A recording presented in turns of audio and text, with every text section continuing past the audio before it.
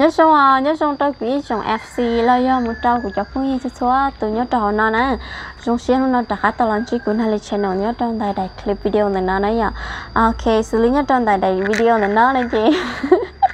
cứ chỉ là cho bé một cái gì đó chi rồi một sai thứ gì đó chi à cứ là test Q&A tại một khi cho của ý trong FC và tăng các share của người kia là thì mình kia đi à vì thế cứ tao mua passport cứ tao post đại video nó tại một khi cho của ý trong FC thì nhớ cho bé đi chăm lo nên nó tại sao này mua nó tao mua passport này trong lý trả này trong một cha này nhở thế xí mà nhưng không có chạy FC các share của người kia chi rồi thế trong lý tao mua người kia lo thâu là giờ chơi nên nó cứ lo của lo test Q&A cho ý trong FC tan cho ở nhà nó tao cho bao thì tao cho nó ok nè chỉ là liên tới cái ý tôi phun nhiều và tao là bỏ cho cũ rồi tứ bỏ cũ rồi thế giờ chỉ cho nó khá bắt subscribe cho kênh này theo bắt gật like gật share gật tập bài và gật sợ đâu có chờ FC cho phun như cho nên nhớ sát tỏ sát bể sát tì sát đá tao đó nói hết tao bỏ hết tao bảo của nó là channel nhớ tao nó ok thế nào ok chị là trên đại clip video này nó chế do của là test Q&A trao quỹ trong FC ý chồng phong như ý chồng nè lo nền giả ý chồng đã lâu nhá nhớ tao nó bảo ok nữa nhở ok chị là xử lý nhất trong đại video này nó chế của cung ba tao còn cái lưu nhớ trong đại này nó nè ok tôi tê tôi kiaตัวถากเฮียเจ้าเนี่ยไม่มั่งให้เดียวกูย้อนเรื่องตื้อเทียกูด่าเรากูจีด่านะอย่าวิเดียวโมจุจงตัว FC กูต้องคาเชียกูมีกี่ลุงจีย้อนอะไรอย่าเจกูตลอดเทียตลอดถากเฮียเทียนะโอเคจะย้อนเรื่องแต่ไปช่างกี่รู้เชื่อมึงเรียนได้อย่าเจแล้วเจ้าหน่อยนะตัวเราถากcáiที่อีอ่ะเจกูมอตัวกูยี่เรียกจะ FC ข้ออันเชื่อลุงน้ำมานี่จุอีตัวซะจุจงตัวกันเลยนะจีป้าเดี๋ยวไปเจอตัวเลยแต่ชิมาตรงนี้กูใช้จะตรงนี้จุจงกันเลยnhững tế chỉ tao ha trong lý của những tế lại thế giờ đó chỉ có họ xả rồi lo mà cho là ok đây clip video xài có họ tao báo cũng mang cho lý nó tôi thế giờ chỉ xử lý một từ FC nó họ tao nông tôi hay tiệm cóว่า passport ก็อยู่มุขอตื้ออยู่ตัวอเมริกาเราอยู่มุเขาหรือขอตื้อเที่ยจิตาลินดาเราจะนั่งให้เตียนั่นลีว่า passport ก็ตื้อเรื่องตื้อเนี้ยเลยเที่ยเนาะนะthế rồi thì bây giờ cóอยู่ตัวได้เชิญเมกาเลยย่อก็อยู่มุมจีได้เชิญเลยย่อเลยจ้าก็เอาพาสปอร์ตอันนั้นโอเคจะน้องกูชอบน้องเต้าจะ FC วันนี้เต้า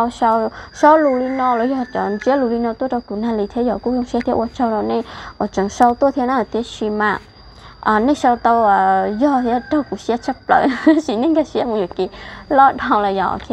จะแค่นี้เดียวกูมัวพาสปอร์ตลีนอนี่จีย่อกูย่อตัวได้เชิญอเมริกาแค่นั้นเนี่ยเดียวจีย่อนะจีย่อลอลี่เขากูมัวพาสปอร์ตนะเจ้ากูว่าชาวกูมัวเที่ยน้องดาวว่าพาสปอร์ตนั่นรออยู่ว่ามัวเลยจีนี้ให้คอยจงตัวอยู่ย่อเจ้าเขากูว่านี่น้องนะเจ้ากูว่าเพื่อเลยกูว่าชาวก็เดียวเนี่ยเดียวเนี่ยจะเขาเป็ดเจ้ากันดาวนี่เจ้าเลยกูมัวเธอมัวชีแต่จะได้ชาวซีรีcho tới chờ một tàu dung gì xử lý tới chờ nhà làm rồi tới chờ thái tới chờ xuôi ok chị xử lý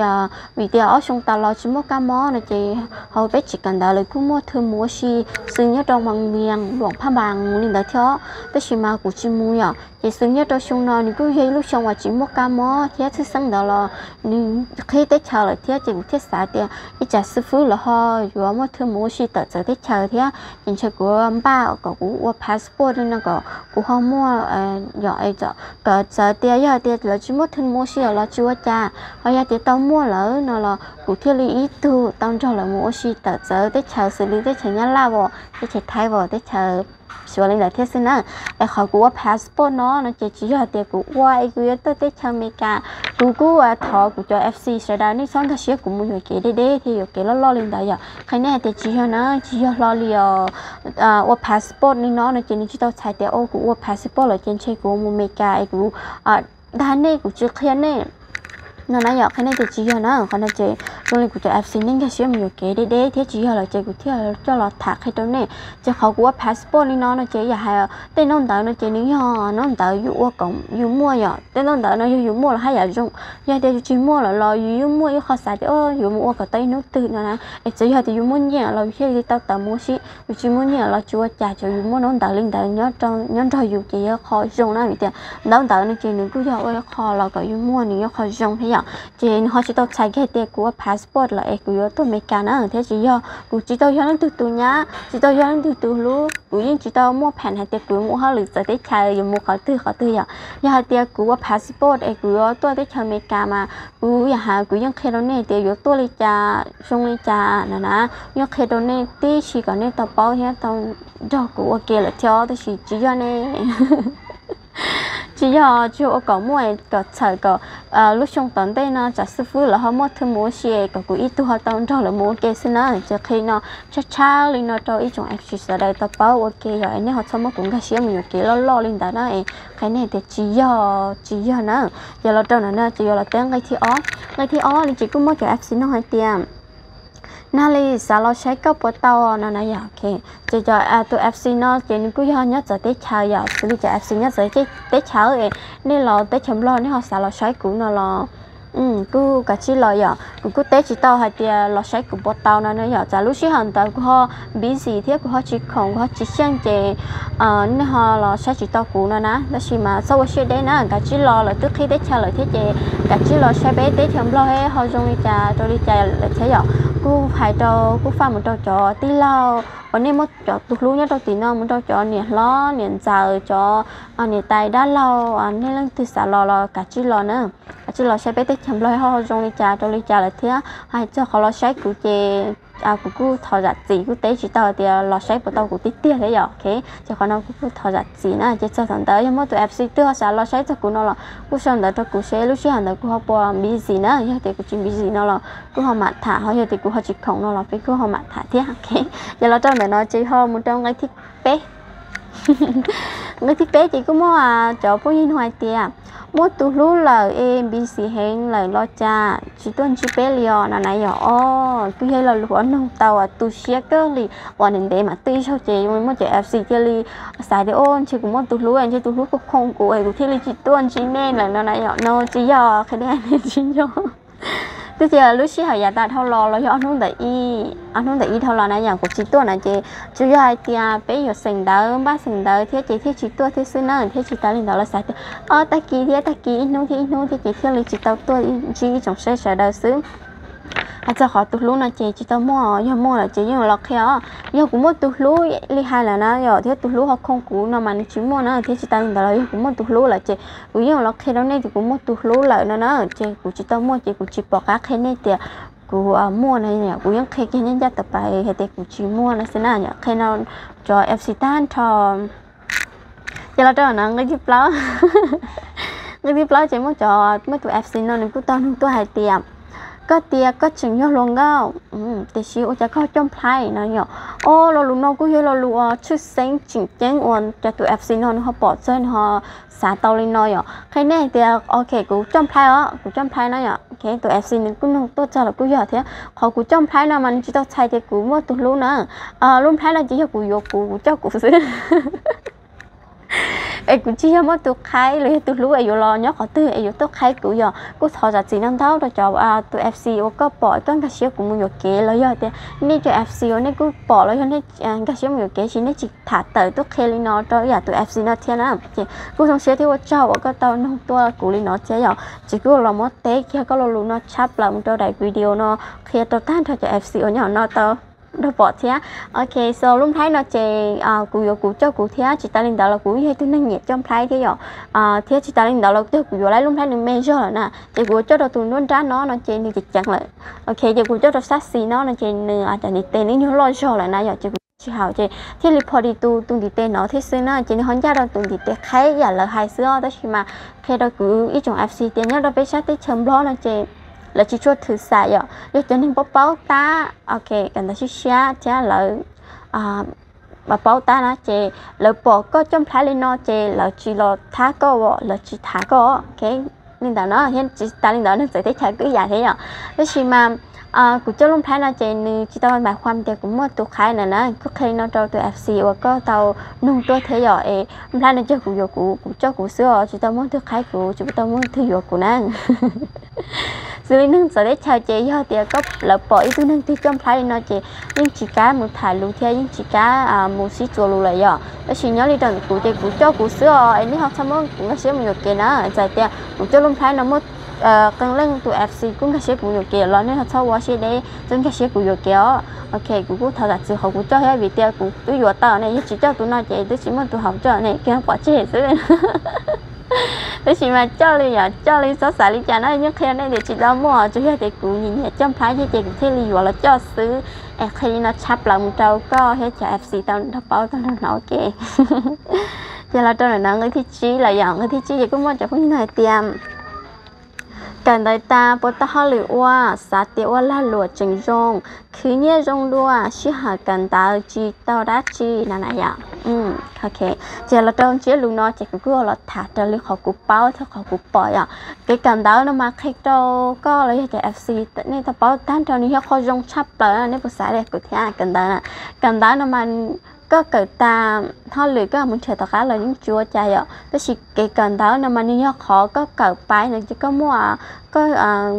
cho bao ô lúc xuyên để xuyên lo ya cho hai lù cho con cho tụi giàu là có cho hai lù tụi giàu cho tụi lo hai lù cho hai lù cho tụi lo cho cho lo hai lù là có cho hai lù nên là chỉ cái cần đó nó chỉ như vậy khó nhưng chỉ hỏi chỉ tao đã chưa ta chỉ nụ cho có mua lúc xuyên để tôi hay cho hai lù thì cái tôi năng báo tan nào là mày ạ chỉ như khó rồi nó là cái cần đó nó trong được búa cụ bỏ to lên nó họ hay cho cái khứ nhia trong đuôi à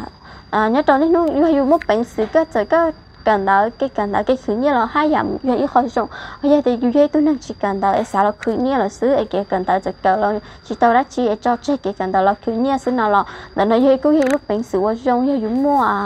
bánh sừng để yêu cho chị ok yêu cũng là ok là lỗi đó số lỗi nhưng dùng ý dạng đó thì nó nhớ chứ này ngang tụ tin này họ là nhớ chứ này có thể xin nói à họ xử lý nhớ trong được muốn nó chạy cái cần đó nên cũng hiểu khó dùng thế nếu xịt xa thì hiểu cũng chỉ cần đó nên nó cho cụ cô lấy tôi nhớ học viên cho nên nó không muốn được cụ cho cụ bố báo nên nó thế à thế cho cụ bố tôi năng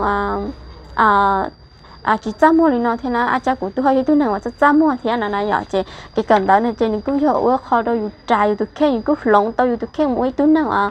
cho tu cho dùng cho hai lù đâu cho lâu cho lúa đó cái mình cứ hiểu kho nó thế nào chế kho nó chỉ cứ hiểu cái sản được cứ hiểu chỉ cái cần đó nên chế cứ bỏ tao chỉ hiểu kho chức năng hết chỉnh trang cho bọn nó đâu là cứ nó hay cho cái thứ nhất là những nhà thế cho cứ cần đó là cứ hiểu sản đi ôi ôi cha thế cứ tao nhẹ thế li mua nhẹ cứ nhẹ này rồi cứ li cha rồi thế li thế nó chỉ còn nó cứ sản mỗi dạng cầu chỉ cái luôn nó chỉ cứ tế lên nó một trâu có tụi FC và có tụi nó tụi lên nó vậy cứ trâu nó có sao lùi thế à giờ là đó nó bé của là thằng cái đứa thích trâu khéo cái thích trâu khéo mất tụi FC không tụi tiệm bây giờ có lòng ý sang gạo khó xia cho cái sinh gạo nó nói rằng lúc bé hôm nay lý cụ thể bây giờ cụ nè thì cái thì chỉ cho cụ chỉ tao lông ít chẳng gạo là hữu ít chẳng gạo khó xia lọ rẻ khó tư nhất cho khó tư nữa giờ thì cụ ít chẳng gạo là chạy cụ yên chỉ hữu một trò tư nữa bây giờ cụ tao hữu chẳng gạo là chỉ cụ hữu cho là cho nên là channel nhất là cụ channel để nó thế xứ vậy cái thì cụ chỉ tao hữu ít chẳng gạo một lông ít chẳng gạo nhất cho khó tư khó xia khó tư lên nữa khi nó cho các tụi FC tao bảo thế cụ cho nó các trường tao nông lên nó thế vậy cái thì tụi có bỏ hữu na lên đỡ này chỉ cho cụ mình cứ giao lịch tụi nhỏ sát tỏ lại thế dạng ok giờ là trong này nó dùng cái tí xa chỉ có mua tụi FC nổi tiền nay li po cà yuột chỉ mong mega tua trâu sao để cho mega dọn ngay luôn nó cũng chỉ ít tuổi ta thì trong tụi có tao nông tôi thếแต่ mà khi giờ là thả tế thế nhở okว่าcho nên tao lo lù chia lù li nó thế nào hay cho khỏi yuột chỉ mong mega thế po cà tôi để cho mega cái này thì ôi chả thế chỉ cả nữa cả cáiแต่ mà ấy khó chỉnh trang chỉnh cần tao thế sức chị sao mà hay cho khỏi yuột chỉ nhở hay cho khỏi yuột chỉ hết tụi chỉ lấy hết tụi luôn này chị mua cho nó về hòn đê nó cũng cần ta sẽ li trả cho nó em mua li trả là mặt thả cho chỉ mong mấy cái nó chị chế nên một cho nên chạy cú thế cú là cú nhưng chạy nên thế nên là nên chạy cú thế này chỉ là lù nó cũng là lù nên chạy cú lo rồi chạy xe là cú thế thì cũng là lù cú muốn xe cần tại thế này thì chả cũng chơi thế vậy thì chắc họ dùng không mấy cả thế bộ cả tua cho sao thế mấy cả thì chia to lúc cần tại ta sẽ đi trà sẽ họ cũng mua tung rong rong vậy em lúc tiền nhẹ tiền nó là thành ra họ mà mù thế theo lịch chỉnh nhau thế dù họ lúc lợi tiền lúc đừng tiền mà theo chỉnh nhau thế nào giờ là chỉ đa số mà chỉ tốn nói chỉ rong á ok chỉ còn nó cũng là tiền hay đó cơ vậy chỉ là lúc cần tại ta sẽ đi trà sẽ họ cũng mua tung rong rong họ vừa là vừa cũ họ vừa là to cũ thế này mà đi thạc theo đấy chúng sẽ đợi tao bao tao nó ok vậy chị hãy cho tụi chị là chị cũng muốn cho bé hòn tê sao mà thạch cho cái cần tại ta cho nó giờ là trời nó khó thế gì vậy khó thế gì nó chỉ cũng mua tụi em xin hỏi tiền hey Nali thảo có mua có đài bắp 300 ตัว แล้วยอดไอเดียก็เจ้าเทียนเนี่ยลิจานนะถ้าเจ้าđài bắp 300 ตัว nhớ linh là cú này chơi cú chiêu qua nhớ cho học khỏe nó con luồng nó cú nhớ khỏe miền chân nhỉ chơi cú tua cho khỏe miền chân chỉ cú nhú qua cú qua cho lúc xong ấp hành gõ nó thế à chơi cú chơi qua tài cho ý sản thì chỉ cho phát kịp dạ khi nào cho cái này chỉ kỳ ha chỉ bảo đến nước ta chỉ nó sẽ đi trả lại sử dụng đó sẽ hay cho đại ID rồi giờ đại bạc 300 ตัว nó chỉ nên chỉ kỳ nó nên phải gì ở tại ý sản chỉ cho phát sử dụng chỉ cứ tới lên nó thôi có từ FC rồi hoặc khi lên nó tôi đã cấp bao nè ok giờ là cho nó cái thích chưa nó chỉ cứ là lùi chút sáng nhở ở từ FC nó cứ tao nông tua như là lùi do curly thì cứ tao nói tiền nhớหรือรุ่นรองลีเซียงขวางตัวว่าพาสปอร์ตlà bộ trưởngใจสิ่งนี้จะเขานักหลวงนั่นlà bộ trưởngใจนะอย่าโอเคเนี่ยเราจะนักกูอีตัว FC นั่นนึงตัวแต่ชีกูก็เราไม่ติดถ่าตั้งทอยาตัวเป้าเลยนั่นเรากูทอจะจีเท่าเขาชอบสารจ้ะยาตัวจีตัวเป้านั่นเราเป๊ะสิเราไม่ต้องบุกถ่าเจสิ่งนี้จ่อสิ่งนี้แต่จะทำร้อนนะจีกูว่าที่จะเชื่อแต่นี่เป้ายังนี่ยังตัวเลยอย่าสิ่งนี้จะกูจะ FC เนี่ยจะได้เช้านะเจเราไปหอเราnó cái nào vậy tiệt tụ FC nó cứ nông to thì cứ vậy là lúa chứ sáng thế slim khó của bao nó giờ vậy tiệt nó đợi ý kiến nó chống passport nên bảo anh được là là một post cho họ Facebook social media nó tạo một những bảo thế nhưng trong nhỏ chị là họ nó chúng ra là cú tàu packet ý để nó đã tạo ngoài tiền xử lý nhớ trâu mua trâu lúc sáng nhớ trâu lúc khoảng nó chỉ là chỉ bút tua passport nhớ trâu trong khoảng nó còn luồng nó là chết chị của là hai trâu lúc sáng nó trâu bé sẽ được tấm lòng cái dạng chỉ xử lý lúc chị nó chỉ cứ họ uống xài là chỉ bút tua thế xài nhám bồ lì thế một trâu xiềng khoảng một trâu khăm muôn một trâu sâu bản nát khét một trâu chăm sạc nhá chỉ một trâu lúc sáng nó chỉ là chỉ bút tua nữa vì đi chả là chỉ bút tua vì thế trâu lúc sáng nó chỉ nhớ trâu là lúc sáng chỉ là cho giò nhẹ là giò mềm là nó lấy những mua tua passport nhớ trâu lúc sáng là lấy những là sắm mắt ô tao passport nó nhỏ chị giờ thì trâu lúc sáng nó lấy cho nhóc khoảng lên nó lấy tua passport nhớ cho học khoảng nó còn luồng nó chị lấy hạp chị tao lấy do lý giải tao lo ai chỉ một cái món nên chị chọn ai là mà tua này tao chỉ nhớ trong những thứ tài chính nó chỉ nên cái món muốn một cái món lên nó nhiều quá chỉ một cái món nó nãy giờ nhiều khó tu cái món nó á nên là sáng một tết chờ mua cho chú chọn tua passport chị là thì chị hạp cho ai xử lý một trâu lúc sáng nó tua passport là giờ hai tiền số một thì cũng nhớ uống xài một trâu xài nhám bù lì một trâu xiên khoản khăm muôn tới nó này chị của tôi là chỉ hạp của linh năng tạo á lấy cỏ cuồng trả khăm mua bể của lúc sáng xử lý khoản xiên khoản lô lấy mua bể là sử dụng gì nhớ trâu lúc sáng nó là chị lấy những mua chờ hạp mua passport ý dạng cao thế họ linh nhất linh là cú nó chị cú nhớ trâu sáng viên chân nó nhỏ nát con luồng thế viên chân nó những cái chợ họ nó mang những nát con luồng viên chân họ họ lúc sáng của nhau mà nếu sáng viên chânซึ่งnó nói giờ chịไปlúc sáng là chị luôn lựa chọn anh nhau thế qua tao thếไปlúc sáng chỉ mua chào hạp quaแบบqua passport giờ chị họ nói cứ do họ cũng báo thế họ cũng nhận là để đào bắt cát từ do Lino nói giờ chị họ nói cứ do tụi em xin không tôi chị cứ té Lino tôi có giờ thì có mua tụi cứ như lấy có cho nâng chương gì nhá đó xin khoản chị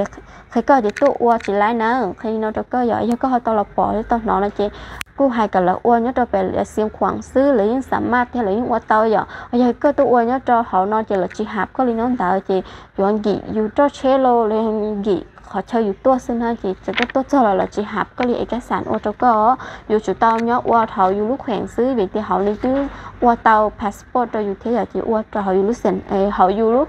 sản xin á giờ là đâu này nó chỉ không gây thiết cạo nó cứ không gây cao là thế vậyจะไปกูขลุ่มทุ่งcái thiết cậu này nênยังcái đất chi dạ cái thiết cậu này chỉ có mấy thứ áp xin nó hay tiền chỉ bỏ tụi này lao li mua khó thứ là nên mua chế lời lo cho nên mua khó thứ là钱nó nãy giờ ok giờ cái tụi này lao li trên đâu này đấy nó là giờ chỉ tao bé sẽ đâu cũng chỉ tao chỉ nữa bù lo cũng chỉ tao chỉ nữa dạ thế chỉ cứ lọc cái đấy trong áp xin tiền nếu chỉ mua chế nếu cứ chỉ tao mua vật gì nếu chỉ là lòng gạo xin nếu chỉ tao mua vật gì nếu chỉ tao nếu chỉ mua bé chế à cái đó này tiền nếu mua càng taoจะได้ชาเลยนึกการตาสีเนี่ยเราได้ใช้ญี่ปุ่นแล้วนะจะขอน้อยยกขอกุเทียรีจิตเอาเจ้าเราเต้เฮียจิตเอาเจ้าเราเคยเราเนี่ยซื้อจะ FC ตัวนี่เนี่ยเจ้าเนี่ยเราลีเฮียต่อเจ้าเนี่ยเราลีนี่เขาชอบตรงที่เราหนึ่งอยู่เก๋แต่โอ้จะนึงเนี่ยเราลีใช่มือหัวจีว่านึกที่จิตตัวหน่อยใครได้จะนึกการตาเนี่ยเราได้ใช้ญี่ปุ่นเราเสื้อเนี่ยมูลิเป้ชงนึงมันลอยtôi muốn cho thảo lúc lót liền á lúc lót liền này chỉ cứ có liều cũng nhớ phải trò gì của họ chỉ tôi xa tao đừng muốn theo chú thảo lúc phong sức gì thôi giờ tôi chỉ ship bỏ theo chỉ nên tôi muốn là gì chứ nếu được trả lo cho mà lo cho bé sẽ đời lo muốn chỉ cho được theo muốn cho được thảo ok nó chỉ khi này tiền được chẳng muốn cần đại chỉ tao lo xưa mình lo bé mà đi sẽ đời trả lo chỉ cho được thế à cứ nhớ trong đại clip video là nó chỉ cứ do lo té Q&A liên nó trâu của ít chồng sẽ đời xưa rồi ô cho nó đau và cái FC này cứ tao nó đau ngay lù liên nó tôi đâu cụ thế rồi này cứ hong cái xíu một cái lo thế đấy là lo nó xót xả lấy cha để nó chỉ cứ của lo thả theo là tế khi mang theo cho trai nó đó này là nó ấy nên mua lên từ chúng mua là lục khỏa xe nhà xe nhớ cho học xe là chỉ cứ sau xe đấy xong tại cho cũng là nhớ cho học khá là giỏi mà là tế cơ thế mà là khe đôi nó vì hai tiềnว่าจงตูเท่าไหร่วันก็เชื่อเตียบไปกูอยู่อเมริกาไอ้กูเที่ยวลีมัวพาสปอร์ตนั่นนะอย่างเจจงลีนี่กูจีเหรอเตี้ยนี่จีเหรอเลยกูเที่ยวละเตี้ยไอ้คนนั้นจีก็เหรอเตี้ยช้าๆที่มันลีนตอนนี้ท่านทอจุดๆตัวต่อหนอที่ตอนเป้าเกล้านะเจกูเจอละจีเนี่ยเนี่ยตอนได้คลิปวิดีโอละสาวน่าเสือว่าที่เจเชื่อเตี้ยในตอนหนอกูได้วิดีโอนอมูลเลยเจเนี่ยอยู่ก็เชื่อที่ตอนกูจงชักกูตัวอะไรที่อย่างไอ้เนี่ยเขาชอบมากูสามอยู่เก๋เด้แล้วเลยนั่นนะคนตอนนี้cái xã thì nó thoát xã nè, nhưng nếu mà họ tới xã một chỉ giờ thì nó xong tại nó cái cụ thể là bảo nó xong mà xã một giả chỉ giờ thì thằng đó nó chỉ xã thì ôn chơi cũng mất gì, cũng mất tụ khai bao cụ đào xíu bao nó chỉ thằng đó nó chỉ ở cho cụ chơi nó giả chứ, cái này tiền nó thoát xã nó thì chỉ cho cũng nó thì chỉ một hỏi một cụ cho vào chơi nhà chơi của bà thích chơi xe thì có ít thua tao là nó chắc của đại clip video này nó là chơi có duyên cái xe tao của thia có duyên tao chắc của nó lấy channel nhớ đâu này nó lại thế nó nhỏ ấy cũng mua lưu cho là tế có thia lần chỉ trong FC tháng thò nhớ cho họ nó ấy tao báo thì tao nó kia là sau nó xin á mua đã chính chính nó là bé mà lấy chính chỉ đôi nhớ cho lấy đại clip video thia chính chỉ đâu lấy lưu sĩ họ ấy nó cá nhớ trong đó nó chút tụi nó nhỏ chỉ thầu kia nó chỉ bé mà lấy chính chỉ đôi